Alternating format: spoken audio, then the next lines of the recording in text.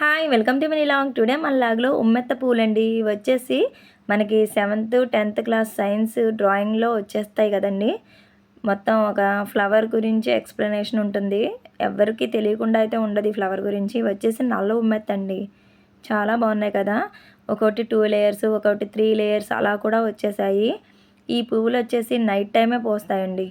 శివునికి చాలా ఇష్టమంట. మా పిన్ని వాళ్ళు అయితే డైలీ శివాలయంలో ఇస్తూ ఉంటున్నారు.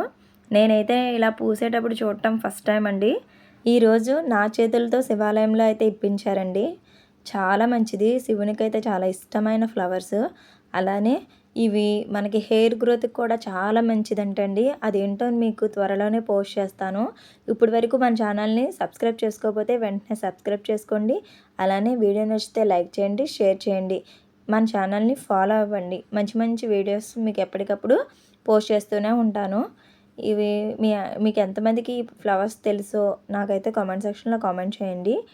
దగ్గర నుంచి చూపిస్తాను. ఈ ఫ్లవర్స్ వచ్చేసి 3 లేయర్స్ అలానే 2 లేయర్స్లో పూసాయి. ఇవి వచ్చేసి వైట్ అండ్ వైలెట్ కాంబినేషన్లో ఉంటాయండి. ఇవి ఉమ్మెత్తకాయలు కూడా చాలా మంచిది. వీటన్నిటి గురించి నేను త్వరలోనే పోస్ట్ చేస్తాను. నెక్స్ట్ మరొక మంచి వీడియోలో కలుద్దాం. Bye bye.